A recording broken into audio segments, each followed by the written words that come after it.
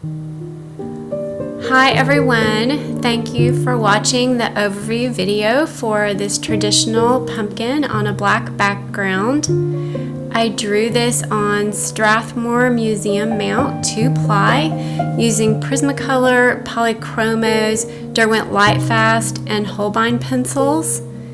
If you want to learn how to draw this yourself, you can find the 3-part tutorial series over on my membership, and there is more information linked in the description. Thanks for watching, everybody.